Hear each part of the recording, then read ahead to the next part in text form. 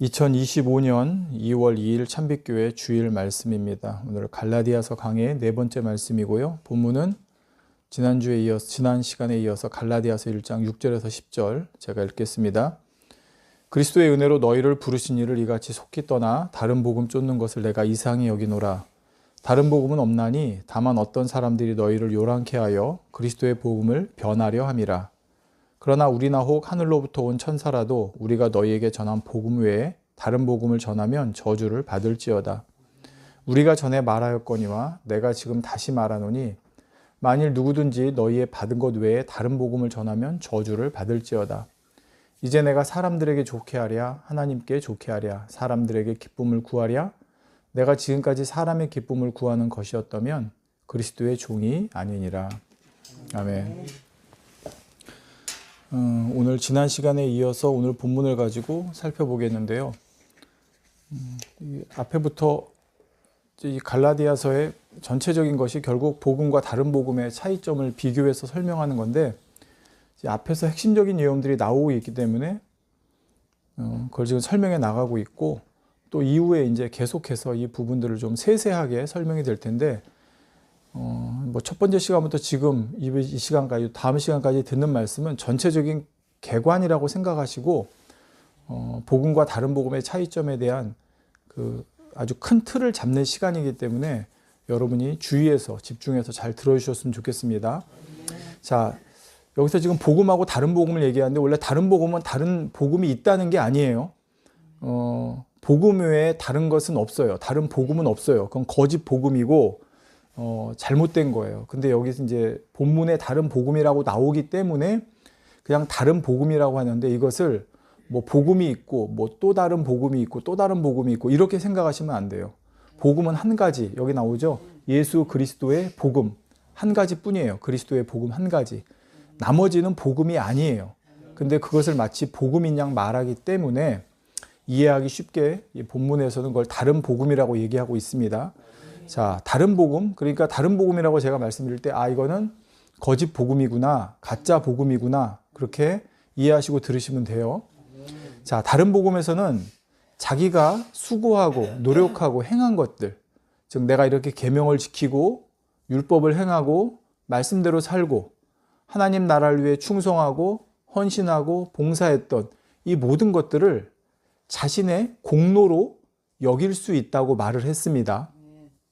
그래서 이러한 공로가 결국은 자신의 구원에도 기여를 해야 한다고 생각을 하게 되는 거예요. 구원은 오직 예수 그리스도의 십자가로만이 완성되어졌고 그걸 통해 우리가 구원받는 것인데 우리가 거기에 뭐 티끌만큼이라도 우리의 뭔가 공로를 더해서 그 구원이 완성되거나 완전해질 수 있는 게 아니에요. 구원은 오직 예수 그리스도의 십자가 공로, 그분의 죽으심과 부활하심을 통해 그걸 믿는 우리에게 은혜로 거저 선물로 주신 이걸로만이 우리가 구원을 받는 것인데 거기에 뭔가 내 편에서 조금이라도 기여해 보겠다고 하는 그걸 보탤 때 그게 다른 복음이 된다는 거예요.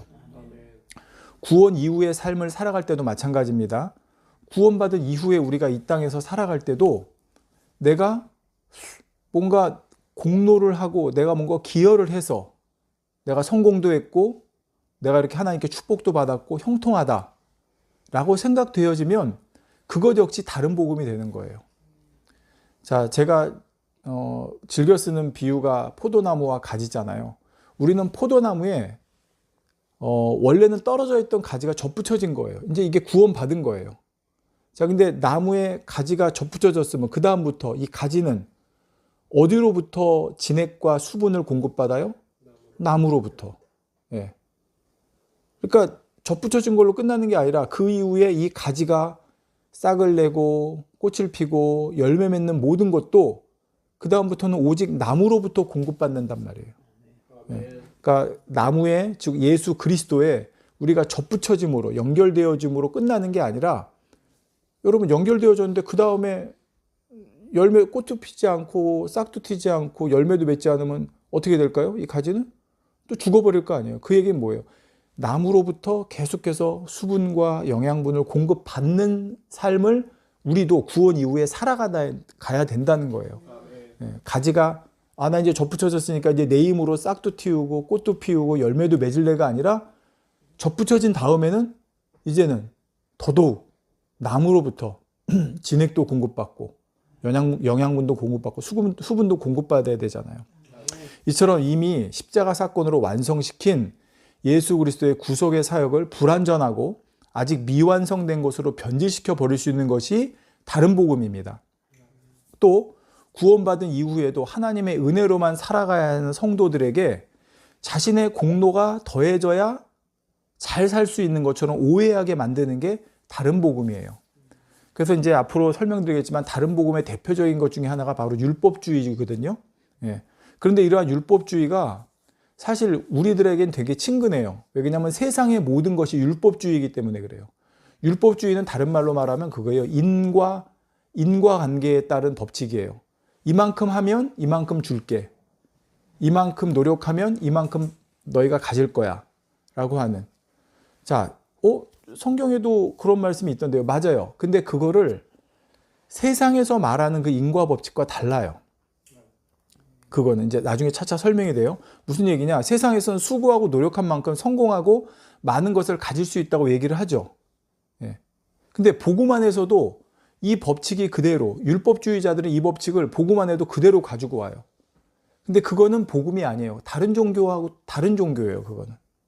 그러니까 여러분 기독교 말고 다른 종교 보세요. 다 뭐라고 해요? 내가 정성을 쌓는 만큼. 그러니까 막 절에 가서도 불공 드릴 때 얼만큼 내가 정성을 쌓고 얼만큼 거기다 많이 절을 하고 하느냐에 따라서 축복이 달라지고 결과가 달라진다고 하잖아요. 그러면 기독교에서 막 하나님 앞에 이제 대상만 달라지죠. 하나님 앞에 뭐 40일 새벽 기도하고 뭐 금식하고 그럼 그거하고 불교하고도 비슷한 거 아닌가? 이런 이제 오해가 생길 수 있는데 이 복음하고 다른 복음의 차이점을 이해하면 그게 전혀 다르다는 걸 알게 된다는 거예요. 자, 차차 설명이 되어져요. 자, 근데 여러분이 오해해서는 안 되는 부분이 뭐냐면 이렇게 복음에서는 모든 걸 하나님의 은혜라고 얘기하니까 자칫 복음 안에서는 내가 계명을 지키려는 노력이나 행함도 필요 없고 또 뭐 하나님 나라를 위해서 충성이나 헌신할 필요가 없다. 이런 뜻이 아니라는 거예요. 복음이라고 해서 내가 계명을 지키려는 노력이나 행함도 필요 없고 하나님 나라를 위한 충성이나 헌신도 필요 없다가 아니라는 거예요. 자, 어떤 경우는 복음에서 말하는 하나님의 은혜만 너무 강조해서 마치 우리 편에서는 해야 할 일이 아무것도 없다고 하지 않아도 된다고 가르치는 것도 있어요. 또 더 나아가서 그냥 입술로만 믿습니다 하면 당신 구원받았습니다 하거나 또는 당신 예수가 구세주 되심을 당신 믿습니까? 지적으로 거기에 동의합니까? 동의합니다. 그러면 그거를 믿음이라고 해서 구원받았다고 가르치는 것도 있기는 해요. 근데 이것도 잘못된 복음이에요. 이건 반쪽짜리 복음이에요. 반쪽짜리. 자, 예수님께서 마태복음 23장 3절에 이렇게 말씀하셨죠. 그러므로 무엇인지 저희의 말하는 바는 즉 바리새인과 서기관들이 말하는 바는 행하고 지키되 저희의 하는 행위는 본받지 말라. 저희는 말만 하고 행치 아니한다 말씀하셨습니다. 자, 여기 보면 예수님께서도 바리새인과 서기관들이 가르치는 것은 행하고 지키라고 하셨어요. 다만 그들의 잘못된 외식을 본받지 말라 하신 것이죠. 즉 이 말은 복음 안에서도 계명에서 율법에서 말하는 행위를 행하고 지키는 것이 있다는 말씀이거든요. 다만 복음은 내가 율법을 지키려고 하는 노력도 또 율법을 그렇게 해서 지키는 행함도 또 하나님 나라를 위한 충성과 헌신도 모두 내가 한 것이라고 하지 않는다는 거예요. 이게 바로 복음과 다른 복음의 가장 큰 차이예요. 다른 복음에서는 뭐예요? 내가 거기에 기여를 해야 되니까 야, 너 이만큼 노력해야 돼. 이만큼 행해야 돼. 이만큼 지켜야 돼. 이렇게 얘기를 하는데 복음에서는 행하고 지키고 노력하고 충성하고 헌신해도 이거 내가 한 게 아니에요 라고 하는 게 복음이라는 거예요. 왜냐하면 그렇게 지키려고 노력하고 또 율법을 지켜서 행하고 충성하고 헌신하는 그것조차도 하나님이 은혜 주셔서 할 수 있었다는 것을 알기 때문에 복음에서는 즉 하나님께서 은혜로 성령의 능력을 부어주셔서 내 마음에 말씀대로 살아야겠다, 살고 싶다는 마음도 생기는 것이고 또 말씀대로 살 수 있는 능력도 주어지는 거예요. 자, 여러분, 원수를 사랑하라는 말씀 성경에 있죠. 어떤 사람은 그래요. 원수를 사랑해야 되는데. 그래, 원수를 사랑해야 돼. 용서해야지.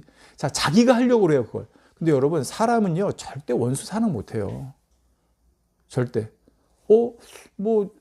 기독교 역사에 보니까 원수를 사랑한 분들 나오던데요?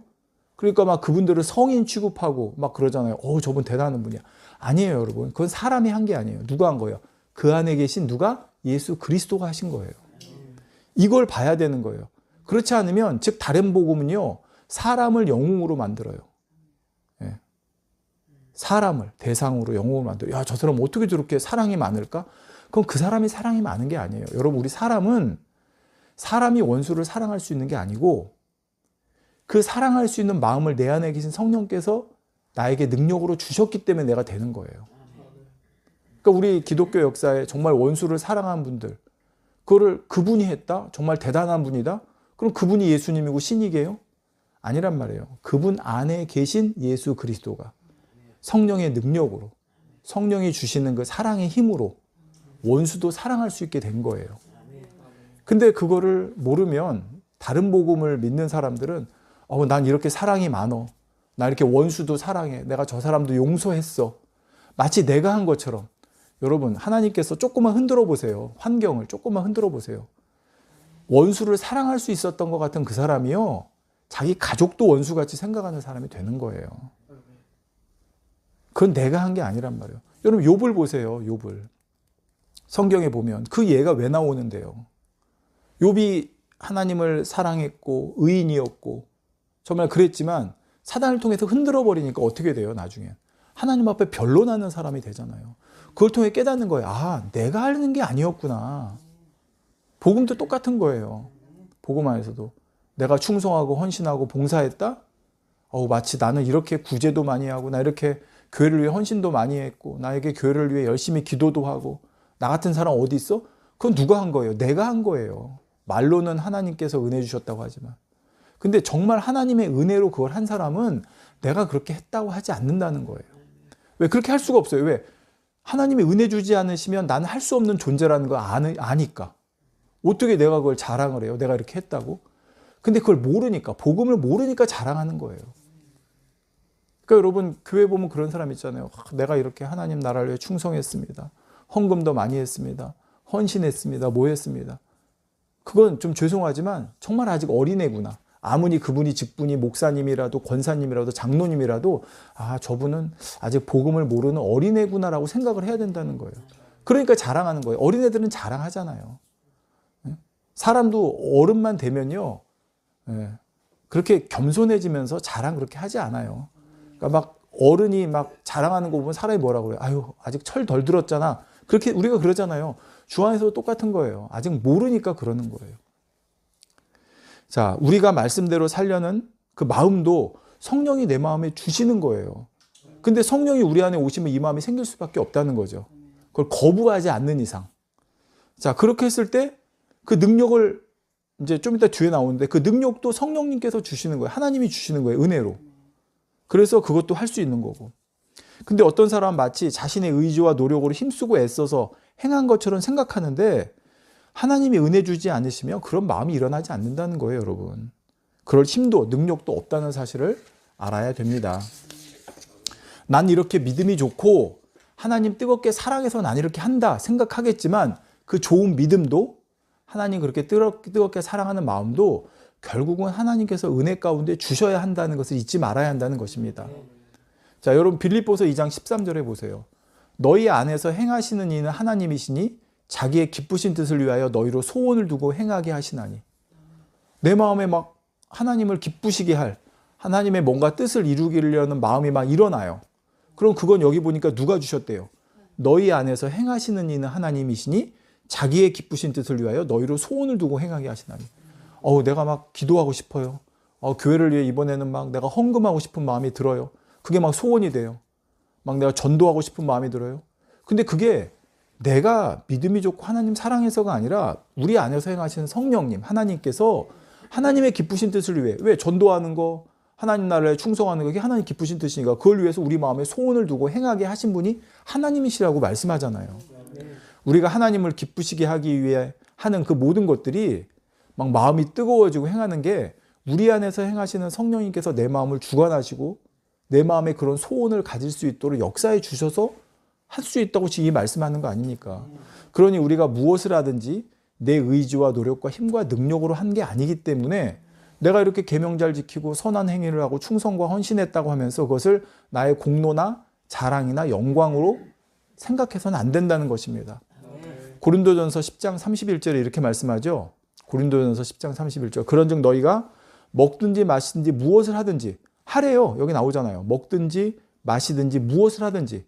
아, 하는 거구나. 근데 다 하나님의 영광을 위하여 하라 그랬어요. 그러니까 우리가 이 복음을 정확히 이해하면 우리는 해요. 아, 먹어도 여러분 밥맛 없으면 못 먹어요. 아무리 먹고 싶어도 입맛 떨어지고 몸 아프고 그러면 못 먹어요. 그러니까 우리가 먹을 수 있는 것도 하나님의 은혜인 거예요. 예. 그러니까 내가 뭘 할 수 있는 게 그러니까 결국 이게 다 하나님의 영광을 위해 나로 살라고 하나님의 은혜 주셔서 내가 이렇게 할 수 있구나라고 고백해야지. 나는 뭘 하든지 하나님의 영광을 위해 한다? 그거는 뭐예요? 내가 한다는 거잖아요. 자랑이잖아요. 그러니까 복음과 다른 복음의 차이를 정확히 이해하면 내가 하나님 나라에 충성하고 헌신하고 열심히 말씀대로 살고 계명도 지키고 그렇게 해도 그 영광이 오직 하나님께로만 가느냐? 아니면 그 영광을 내가 가져가고 나의 공로로 생각하느냐가 완전히 180도 차이가 나는 거예요.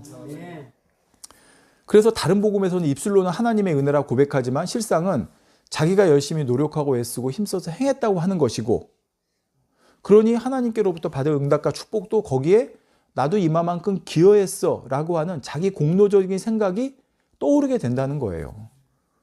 내가 이렇게 아침에, 그러니까 여러분이 만약에 새벽 기도를 해가지고 새벽 기도를 해서 만약 어떤 응답을 받았다고 합시다. 그럼 어떻게 응답 받으셨어요? 그럼 하나님의 은혜로 응답 받았죠. 하나님 축복 주셔서. 그래도 뭔가 했을 거 아니에요. 그렇죠. 새벽 기도 40일 작정해서 했죠. 네. 그거는 내가 새벽 기도 40일을 해서 이 축복 받는데 기여했다라고 하는, 물론 그렇게 생각 안 하시는 분이 진짜 복음 안에 있는 분인데 그분 이제 표현은 그렇게 했을 수 있지만 어떤 마음이냐를 우리가 한번 돌아보자는 거예요, 지금. 근데 내가 40일 아침에 새벽 기도를 했지. 그래도 내가 이렇게 정성 내보였지. 아침에 일어나기 힘들어도 눈 비비고 일어나서 그 추운 눈 오는 거를 내가 헤치고 가서 기도했지. 그래, 이 정도 정성을 했으니까 아버지 응답 주셨지. 여러분 죄송하지만 이런 생각이 드는 순간 그거는 자기 공도가 되는 거예요. 근데 하나님이 나에게 정말 이렇게 응답 주시려고 나로 하여금 40일 아침 기도 할 수 있도록 내 마음을 주관해 주셨고, 이런 나에게 은혜 주셔서 능력 주셔서 그 눈길도 뚫고 갈 수 있도록 하나님이 나를 붙잡아 주셨구나. 오직 이 마음만 생기는 거, 다 하나님이 해주셨구나 라고 하는 거, 이게 복음이라는 거예요. 그러므로 우리는 사도 바울이 다른 복음을 경계하면서 거기서 말하는 율법의 행위들 나오잖아요. 할례, 안식일, 그 다음에 어떤 정결법. 여러분 보세요. 안식일. 여러분, 내가 안식일을 지키니까 난 구원받았어. 쟤는 안식일을 안 지키니까 구원 못 받았어. 이렇게 뭔가 내가 구원에 기여한다는 걸로 안식일을 쓰면 그건 잘못된 거예요. 근데 여러분, 내가 하나님을 사랑해서 안식일을 지키고 싶어서 지켜요. 그거 잘못된 거예요? 아니란 말이에요. 하나님이 나에게 은혜를 주셨어요. 내가 이방인임에도 불구하고 그래, 하나님이 분명히 안식일을 주신 거는 영적인 이유가 있을 것인데 내가 이 의미를 깨달아서 내가 비록 이방인으로서 하나님을 믿은 사람이지만 내가 안식일을 지켜야겠다. 근데 여러분, 이방인은 그런 제약이 많잖아요. 유대인들은 그 나라에 이스라엘에 살기 때문에 거기는 국가적으로 그날을 안식일을 지키기 때문에 상관이 없는데, 우리나라는 일요일 날 출근도 해야 되고 일요일 날 때로는 체인점 같은 데는 가게도 열어야 되고 이런저런 상황들이 있단 말이에요. 근데 그런 상황에서 내가 안식일을 지켜야 돼요. 근데 그걸 내 의지로 지키는 게 아니라 하나님께 구하는 거예요. 하나님, 제가 정말 안식일 지키고 싶은데 하나님이 도와주시고 환경과 조건과 여건을 주관해 주시고 역사해 주셔서 제가 정말 안식일 지킬 수 있는 이 마음 나에게 주셨으니까 그렇게 행할 수 있도록 도와주세요. 그렇게 구하면서 가는 거예요. 예. 근데 나는 안식일 지켰으니까 구원받았고 쟤는 안식일 한번 빼먹었네? 쟤는 구원 못 받는 사람이고. 그거를 마치 구원의 표처럼 뭔가 내가 하나님의 자녀라고 하는데 어떤 징표처럼 쓰면 그게 지금 다른 복음에서 말하는 거하고 똑같잖아요. 그러니까 여러분 교회에서 그런 데 있잖아요. 어떤 교회는 그래요. 안식일 한번 빠지면 정말 뭐 지옥 가는 것처럼. 당연히 안식일은 지켜야 돼요. 그 영적인 의미를 깨달으면. 근데 그거를 마치 구원이냐 아니냐의 어떤 징표처럼, 증거처럼, 표딱지처럼 그렇게 쓰는 게 아니라는 거예요. 예. 그건 잘못됐다. 그게 바로 공로주의라는 거예요. 나는 안식일 1년 52주 한 번도 난 안 어겼어. 잘한 거예요. 근데 그거를 내 자랑으로 여기면 나는 이렇게 52주 한 번도 안 지켰으니까 나 이렇게 믿음이 좋아. 그러니까 나는 구원받은 사람이야. 이렇게 어떤 징표로 쓰고 증거로 쓰려고 그런다면 그 자체가 이미 공로주의가 되는 거잖아요. 그러므로 사도 바울이 다른 복음에서 말하는 그 율법의 행위를 경계한 것은 우리로 하여금 말씀대로 또 계명대로 사는 행함이 없어도 된다는 뜻이 아니라 오직 하나님의 은혜로만 우리는 그렇게 살아야 된다는 의미로 강조했다는 걸 알아야 됩니다. 우리의 구원도 예수 그리스도의 은혜로 받은 것이고 구원받은 자로서의 삶 역시 오직 주님의 은혜로만 살아갈 수 있다는 말이죠. 그리고 이렇게 주님의 은혜로만 살아가는 사람이야말로 자기 힘과 노력과 의지로 아무리 해보려고 해도 할 수 없는 차원의 깊은 성화의 거룩한 차원까지 그런 사람이 이룰 수 있는 거예요. 자, 무슨 얘기냐? 여러분 보세요. 공부도 그래요. 공부할 때 내가 공부 열심히 해서 성적 좋게 나와서 좋은 대학 가고 그래서 좋은 직장 가서 내가 돈 벌고 성공해야지 이런 사람하고 공부가 너무 좋아서 재밌어서 공부가 하고 싶어서 하는 사람하고는요 전혀 다르다는 거예요. 전혀 달라요. 어떤 사람은 하기 싫어도 억지로 공부해가지고 좋은 성적 나와서 뭐 학교 가가지고 뭐 좋은 직장 가가지고 성공한 것처럼 보이죠. 그 사람이 과연 그 사람이 행복할까요? 아니라는 거예요. 그리고 여러분 서울대를 만약에 갔다 하더라도 좋은 대학을 갔다 하더라도요. 그냥 그렇게 좋은 대학 가는 게 목표여서 간 사람들은요. 대학 가서 오히려 공부 안 해요. 그 사람들은. 왜? 이미 자기가 성취했으니까. 근데 공부가 좋아서 공부 열심히 해서 좋은 대학 간 사람들은요. 그 대학 가서도 더 열심히 공부한다는 거예요. 신앙도 똑같다는 거예요. 구원받은 하나님의 자녀. 구원받아야 되니까 지켜야 되니까 너 이만큼은 해야지 구원받는다니까 하는 사람은 딱 그만큼까지밖에 안 해요. 그리고 그 이상을 한다 하더라도 어떤 마음으로 하냐? 이렇게 하면 천국에서 상준되니까. 하늘에서 영광이라니까. 그러니까 하는 사람하고 그 자체가 좋은 거. 왜? 말씀 자체가 누구예요? 하나님. 하나님이 너무 좋으니까 그 하나님과 함께 살기 위해서 그 말씀대로 살고 말씀대로 지키는 사람은 아까 말한 대로 어떤 목적을 가지고 하는 사람이 정말 다다를 수 없는 그런 깊은 차원의 주님 닮은 차원, 거룩한 성화된 차원에 오히려 그런 사람이 이룰 수가 있는 거예요. 자, 그러면 오늘은 또 이 복음과 다른 복음의 차이를 말씀 한 구절을 통해서 한번 또 비교해 보겠습니다. 여러분 잠언 8장 17절에 보면 이런 말씀이 있어요. 나를 사랑하는 자들이 나의 사랑을 입으며 나를 간절히 찾는 자가 나를 만나리라. 여러분 이 말씀은 진리입니다. 여러분 하나님 사랑해야 사랑 입어요. 하나님 간절히 찾아야 만나요. 예. 여기 보면 우리도 하나님을 사랑해야 되고 하나님을 찾아야 된다는 게 있어요. 자, 그런데 이것을 다른 복음과 복음의 관점에서 어떻게 해석할 수 있는지 한번 볼게요. 자, 이걸 먼저 다른 복음에서 보면 이렇게 얘기합니다. 자, 우리가 하나님의 사랑을 입으려면 우리가 하나님을 사랑해야 된다고 말씀하네. 근데 성경에 보니까 하나님을 사랑하는 건 그의 계명들을 지키는 것이래요.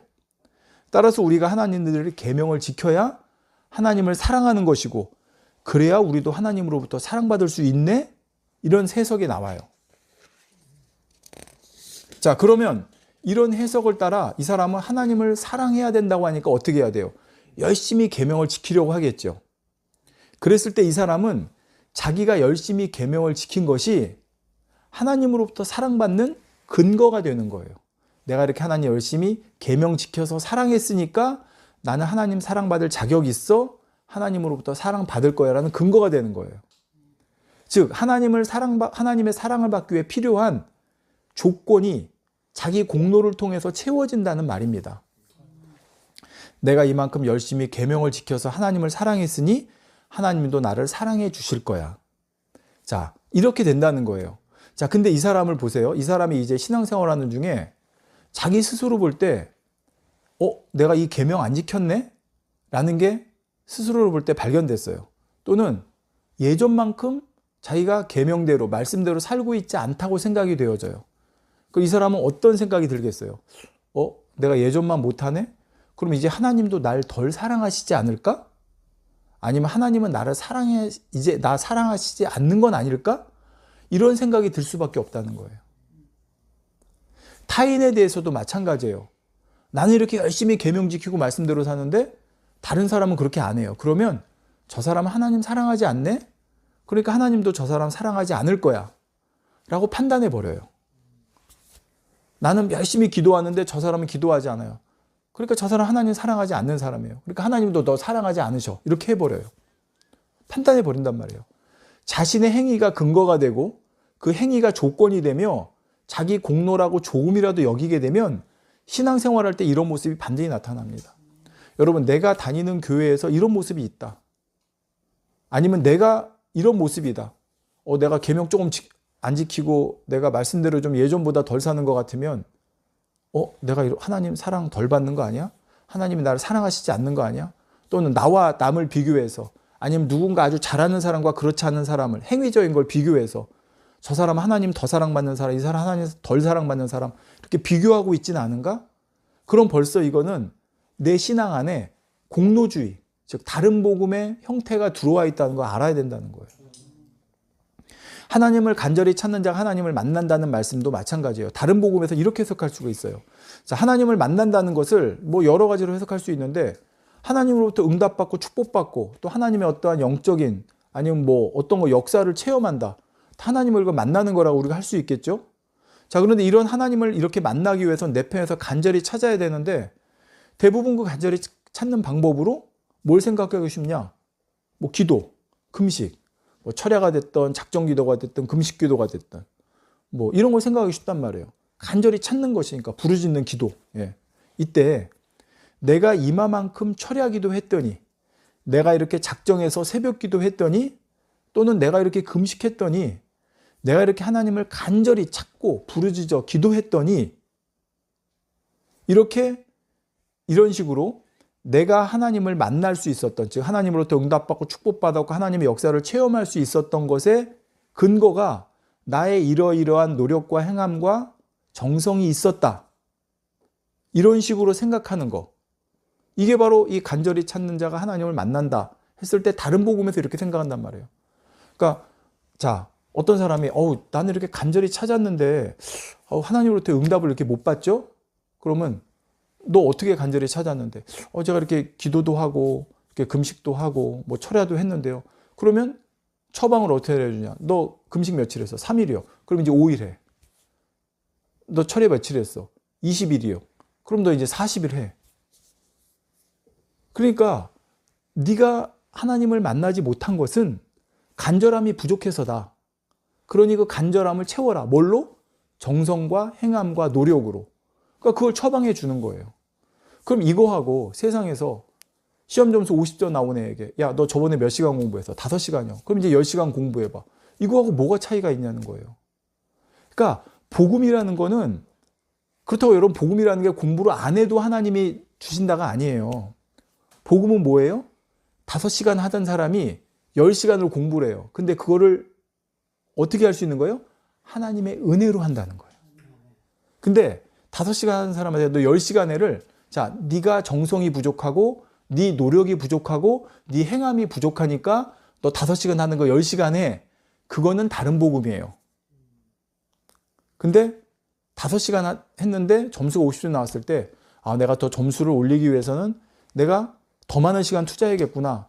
근데 그걸 내가 하는 게 아니라 하나님, 제가 학생이에요. 이제 공부해야 되는데 제 한계가 5시간이에요. 근데 점수가 50점밖에 안 나왔어요. 점수가 더 잘 나와서 하나님께 영광 돌리고 싶은데 그러니 하나님 저에게 은혜 주시고 능력 주셔서 5시간밖에 못하던 제가 하나님 이제 7시간도 10시간도 할 수 있게 도와주세요. 능력 주세요. 힘 주세요. 이렇게 구해서 하나님이 그 주시는 힘을 공급받아서 공부도 하는 거. 그게 복음이라는 거예요. 말하자면. 똑같은 거예요. 하나님을 찾는 거에 있어서도 금식하고 철야하고 작정하고 그걸 내가 하려고 했을 때 그 정성과 그 행함이 노력이 부족해서 더 하려고 그러면 여러분 사실 그거 힘들어요. 못해요. 그거를 3일에서 안 되면 5일이고 5일에서 안 되면 7일하고 7일에서 안 되면 20일하고 그거 누가 하는 거예요? 내가 하는 거예요. 자기 의지로 자기 노력으로. 그걸 할 수 있는 사람도 있어요. 의지가 강한 사람. 근데요 대부분 그렇게 못해요. 그러다가 쓰러지고 넘어지는 거예요. 그러다 오히려 하나님으로부터 멀어지는 사람들도 있어요. 왜? 행함으로. 그러니까 성경에 나오잖아요. 너희가 하나님 너희가 구원받은 백성들이 하나님께 나오는 걸 너희가 막는다고 말씀한단 말이에요. 서기관 바리새인들에게. 왜? 자기도 지키기 어려운 걸 그들에게 짐으로 쥐어주니까. 네. 복음은 그게 아니라는 거예요. 그건 율법이에요. 율법. 그건 세상 법칙이란 말이에요. 1시간 안 되면 2시간, 2시간 안 되면 4시간, 4시간 안 되면 6시간, 6시간 안 되면 8시간. 근데 그게 아니에요. 복음은. 하나님을 간절히 찾았을 때 내가 5시간 안 되면 10시간 물론 그 방법도 있지만 내가 어떤 마음으로 하나님을 찾았는가 그거를 짚어줘야 되는데 오늘은 이제 그 얘기 아니까 자 반면에 그러면 그렇게 열심히 간절히 하나님을 찾았는데도 못 만났다고 그러면 그때는 어떻게 될까요? 아까 말한 대로 간절히 찾는 자가 하나님을 만난다는 거를 다른 복음에서 생각할 때 내가 열심히 찾았는데 못 만났다고 그러면 답은 뻔해요. 아, 내 간절함과 정성이 부족했으니 더 열심히 해야 되나 보다. 이렇게 나온단 말이에요. 다른 사람에게도 마찬가지예요. 그 사람이 응답받지 못하면 저 사람이 노력과 행함과 정성이 부족하구나. 다른 종교에서 말하는 거하고 똑같이 되는 거예요. 뭐 100배를 했는데 안 되면 200배를 하세요. 저를. 200배를 해서 안 되면 400배를 하세요. 하는 거하고 똑같다는 거예요. 정성을 더 내보여라. 그게 다른 종교예요. 나를 사랑하는 자들이 나의 사랑을 입으며 나를 간절히 찾는 자가 나를 만난다. 이 말씀은 우리에게 너무나도 복된 축복의 말씀입니다. 근데 이거를 다른 복음은 오염시켜서 율법주의적인 관점에서 말하면 이건 사람에게 짐이 돼요. 너 하나님 사랑해? 그래야 사랑받아. 더 열심히 사랑해야 돼. 그런 계명 더 지켜야 돼. 너 하나님 만나고 싶어? 간절히 찾아야 돼. 너 지금 그걸로 부족해. 더 열심히 해야 돼. 계속 짐이 더해지는 거예요. 근데 너 하나님 사랑해야 사랑받아. 근데 하나님 사랑하는 거 네 힘으로 못해. 하나님께 구해. 그러니까 하나님이 너에게 하나님 사랑할 수 있는 마음, 그 은혜를 주실 거야. 너 하나님 간절히 찾아야 만난다? 근데 그거 네 힘과 노력으로 찾아서 만나는 거 아니야. 하나님께 구해. 하나님이 은혜 주시면 네가 하나님 찾을 수 있고 하나님 간절히 찾을 수 있고 구할 수 있고 그래서 하나님으로부터 응답받을 수 있어. 똑같은 걸 얘기를 해도 네가 해야 돼가 아니라 너 그거 하나님께 맡겨. 하나님께 구해. 하나님이 능력 주셔. 그래서 그 능력으로 하는 거야. 그러니까 복음과 다른 복음의 차이점 뭐냐면 다른 복음은 네가 그걸 해. 네. 다른 복음은 그거 네가 어차피 못해. 하나님께 능력 구해서 하나님이 은혜로 그 능력을 주셔서 네가 해. 이 차이예요.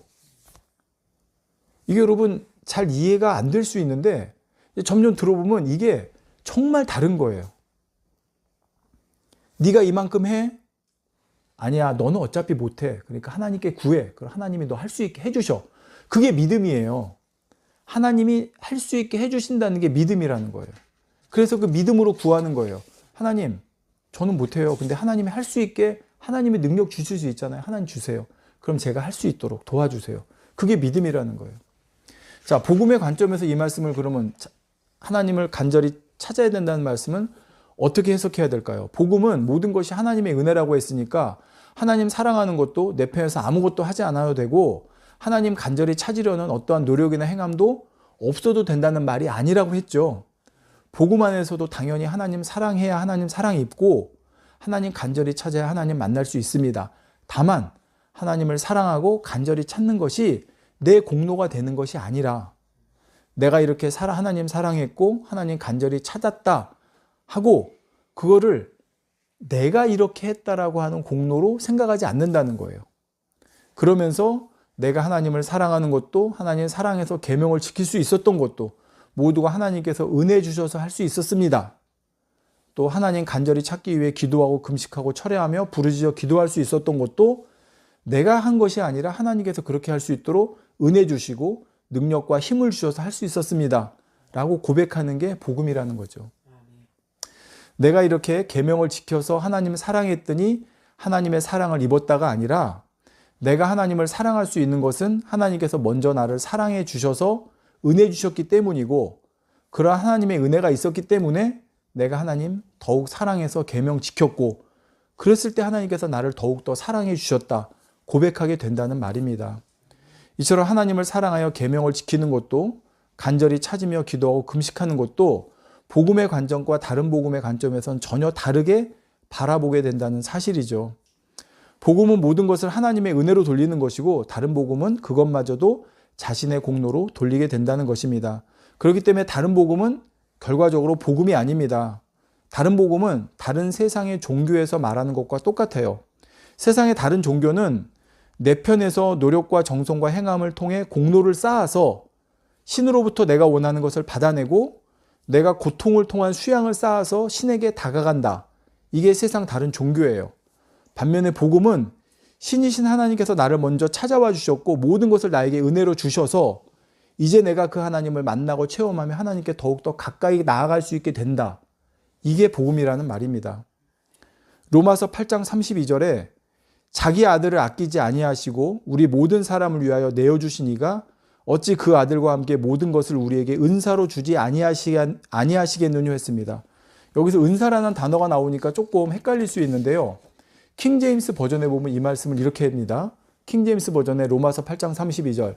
자신의 아들을 아끼지 아니하시고 우리 모두를 위해 그분을 내주신 분께서 어찌 그 아들과 함께 또한 모든 것을 우리에게 값없이 주지 아니하시겠느냐.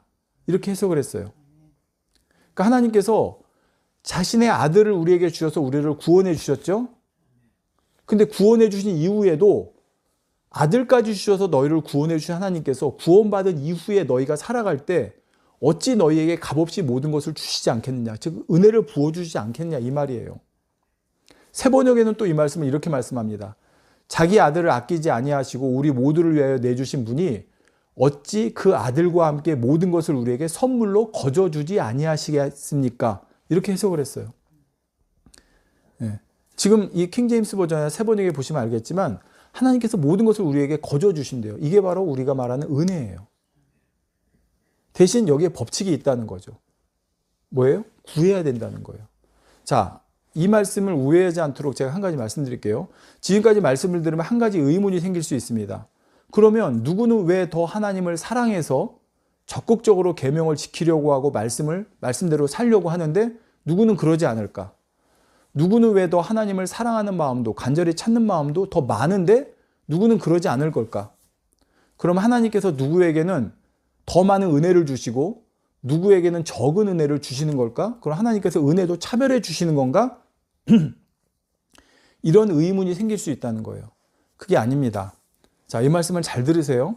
하나님께서 우리에게 주시는 은혜에 차별이 있는 게 아니라 하나님께서 우리에게 주시는 은혜에 우리 편에서 어떻게 호응하느냐 하는 우리의 몫이 있다는 말입니다.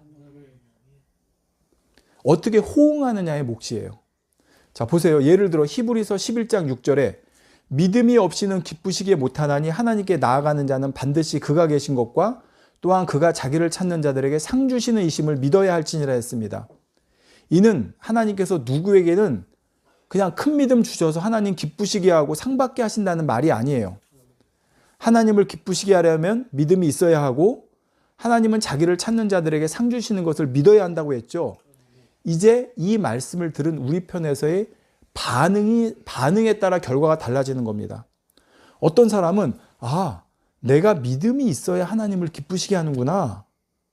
하나님은 자기를 찾는 자에게 상 주시는 것을 믿을 때 하나님은 이런 하나님을 믿을 때 하나님이 기뻐하시는구나. 이 말씀을 알아서 그 믿음을 하나님께 구하는 거예요.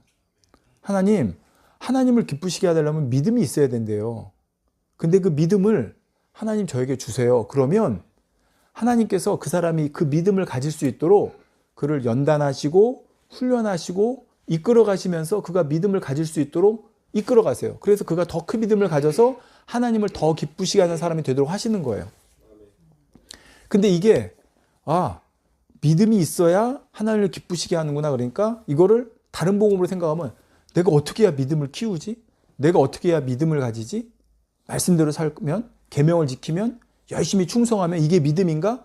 내 편에서 하려고 한단 말이에요. 이 차이점이라는 거죠. 근데 또 어떤 사람은 믿음을 구하지 않는 사람, 이게 그거죠. 믿음을 구하지 않는 거예요. 자기가 하려고 하는 거예요. 내가 믿음을 내 안에서 만들어내려고 해요. 근데 여러분, 믿음은 내 안에서 내가 만들어내는 게 아니에요. 믿음도 하나님이 주셔야 돼요. 근데 주신다고 하니까 옛다 믿음 가져라고 덜컹 주시는 게 아니라 그가 믿음을 가질 수 있도록 이끌어 가시는 거예요. 그 이끌어가는 과정을 내 편에서 하나님께 구해야 되는 거죠. 하나님, 제가 더 큰 믿음 가질 수 있도록 하나님 저를 인도해 주세요. 그리고 하나님께서 때로는 이런 연단도 주시고 이런 훈련의 과정도 겪게 하시고 이 길도 가게 하시고 저 길도 가게 하시고 그래서 결국은 더 큰 믿음을 가지게 가시는 거예요. 근데 하나님께 그걸 맡기는 게 아니라 내가 계명을 좀 더 지켜서 내가 충성해서 내가 헌신해서 내가 더 율법을 더 잘 지켜서 이걸 내 믿음이라고 인정받아서 하나님을 기쁘시게 해야 되지 이게 아니라는 거예요. 즉 하나님께서 우리에게 주시는 은혜에 우리가 어떻게 호응하느냐. 즉 보세요. 하나님을 닮아가는 것도 마찬가지예요. 예수님을 사랑해서 예수님처럼 되고 싶고 닮고 싶고 가까워지고 싶어서 하나님께 그 마음을 구하는 사람과 근데 그런 마음 자체를 구하지 않는 사람이 있고요. 자, 하나님, 제가 정말 주님 닮고 싶어요. 여러분, 내가 주님 닮고 싶어요. 그러니까 내가 막 말씀대로 지키고, 내가 계명 지키고, 막 그러니까 주님 닮는 게 아니에요. 무슨 말이냐? 하나님 닮고 싶어요. 그럼 하나님께서 닮을 수 있도록 나를 그렇게 만들어 가세요. 그걸 구하라는 거예요. 근데 그걸 구하는 사람이 있고, 구하지 않는 사람이 있어요. 근데 또 구해도 잘못 구하는 사람이 있어요. 어떻게? 주님 닮으면 나중에 천국에서 영광이 더 크다니까. 주님 닮으면 천국에서 또 높은 자리 간다니까. 이거는 아예 잘못 구하는 거예요. 예.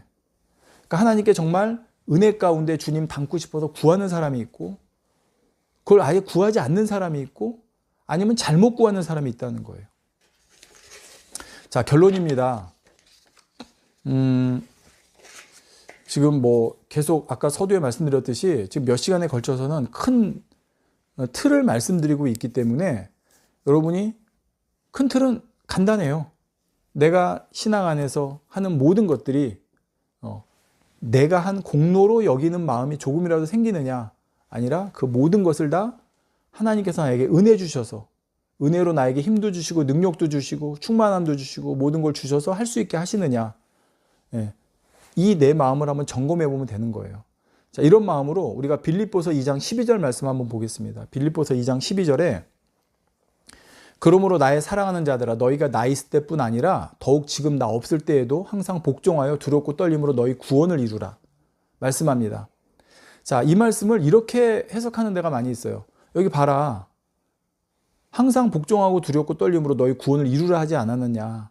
아직 너희 구원이 완성된 게 아니다. 그러니까 너희가 근신하고 열심히 노력하고 행해서 아직 이루지 못한 구원의 나머지 부분을 완성시켜야 너희가 구원받는 거야. 이렇게 해석하는 데가 있다는 것입니다.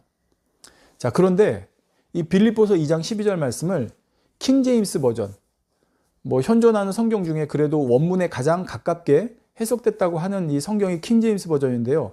킹제임스 버전에는 이 말씀을 이렇게 해석합니다. 자, 읽어드릴게요. 그러므로 내 사랑하는 자들아 너희가 항상 순종한 것 같이 내가 있을 때뿐만 아니라 지금 내가 없을 때에도 더욱 순종하여 두려움과 떨림으로 너희 자신의 구원을 일하여 드러내라. 다르죠? 우리 성경에는 너희 구원을 이루라 했는데 여기는 뭐라고 그랬냐면 너희 자신의 구원을 일하여 드러내라 그랬어요. 자, 이거는 뭐냐면 우리가 구원받은 것이 어떠한 것인가를 나타내 보이라는 의미입니다. 즉 우리가 받은 구원의 은혜와 능력과 풍성함을 너희가 드러내라는 거예요. 이건 이미 구원받았기 때문에 드러내라는 거예요. 아직 부족하니까 너희가 채워가라는 게 아니라 구원받은 자로서의 합당한 삶과 구원받은 하나님의 자녀로서 하나님께서 주시는 그 풍성함, 축복을 마음껏 누리는 삶을 우리가 나타내 보임으로 그 구원을 일하여 드러내라는 거예요. 그러니까 남들이 봤을 때 구원받기 위해서 안절부절 초조하고 두렵고 떨림 가운데 그 막 구원을 이루기 위해서 가는 사람이 아니라 구원받은 자로서의 어떻게 저렇게 풍성함을 누릴까? 저렇게 자유함을 누릴까? 저렇게 행복을 누릴까? 그게 구원이라는 것을 너희를 통해서 드러내라는 말입니다.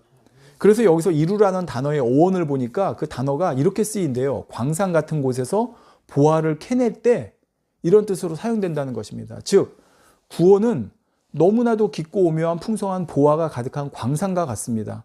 이거를 우리가 남은 삶 동안 주님 만날 때까지 그거를 캐내서, 여러분 보화가 광산에 있어도 캐내야 그게 진짜 드러나는 거 아니에요. 그러니까 난 구원받았다 하고 광산을 캐내지 않고 가만히 있는 게 아니라 열심히 우리 구원의 광산에서 캐내서 축복과 행복과 기쁨과 풍성함과 감사와 이 모든 것들을 우리 삶에서 계속 캐내서 보여주란 말이에요. 그런 사람들이 와, 저 사람은 구원받은 하나님의 자녀인데 저렇게 풍성함이 있네, 기쁨이 있네, 감사가 있네, 행복이 있네, 충만함이 있네, 은혜가 있네, 평안이 있네. 이걸 계속해서 우리로 하여금 보여주라는 거예요. 그것이 바로 우리가 이 땅에서 누려야 될 구원의 감격이고 구원의 은혜라는 것입니다. 그렇다면 저와 여러분은 이 구원의 은혜의 능력과 풍성한 축복을 우리 삶 가운데 누리고 있습니까? 아니면 여전히 율법의 굴레에 매여서 이게 죄냐 아니냐, 구원이냐 아니냐, 축복이냐 재앙이냐 이렇게 살고 있습니까? 복음은 이것이 죄인지 아닌지, 이것이 구원의 길인지 아닌지, 이것이 축복의 길인지 아닌지 상관하지 않아도 된다는 뜻이 아닙니다. 복음은 모든 것을 하나님의 은혜로 구하는 것입니다. 그리고 거기서 날마다 하나님의 놀라운 역사를 체험하는 것이죠. 즉 도저히 버릴 수 없었던 죄를 하나님께 구해서 하나님의 은혜로 버릴 수 있는 것이고, 구원의 길과 반대로 가던 사람이 하나님께 구해서 내 능력으로는 돌이킬 수가 없는데 하나님께서 은혜 주셔서 돌이킬 수 있는 것이고, 내 삶 가운데 재앙과 사고 한놈만 가득했는데 하나님께 구해서 하나님의 은혜로 축복과 형통과 감사의 삶으로 바뀌는 것, 이게 바로 우리가 누려야 될 복음 안에서의 삶이라는 말입니다. 사도 바울이 너희 구원을 이루라가 바로 이걸 말하는 거예요. 그러니 이제 우리 삶 가운데 아주 사소하고 작은 것이라도, 그것이 영적인 것이든 육적인 것이든 이제부터 하나님의 은혜를 구하는 삶을 우리는 살아야 합니다. 성령을 통해 우리에게 능력 주시라고, 우리 마음에 역사해 주시고 우리 마음을 뜨겁게 주관해 주시라고, 나는 할 수 있지만 하나님께서 힘 주셔서 필요한 모든 것을 하나님께서 공급해 주셔서 하나님의 뜻대로 복음 안에서 그 풍성함을, 구원의 풍성함을 누리는 삶을 살게 해달라고 하나님께 구하라는 것입니다.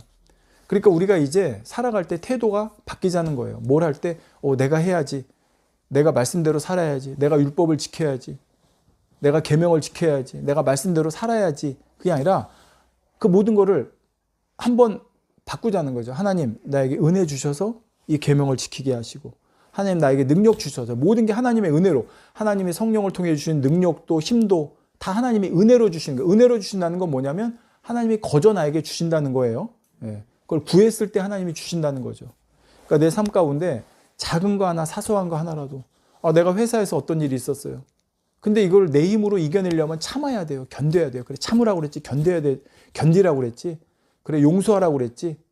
그래, 내가 믿는 사람인데. 이게 아니라 하나님, 이건 내가 할 수 있는 게 아닌데 하나님 나에게 은혜 주셔서 내가 능히 이 상황에서 저들을 이해할 수 있고 포용할 수 있고 품을 수 있고 용서할 수 있도록, 나는 못하지만 하나님 나에게 은혜 주셔서 하나님이 주시는 그 사랑의 힘으로, 하나님이 주신 그 능력으로 해나갈 수 있도록 역사해 주세요 라고 구해 나가서 그 힘을 하나님께 구해서 하자는 거죠. 내가 하는 거 한계가 있어요. 그러니까 어느 순간에 그건 뻥 터져요, 여러분.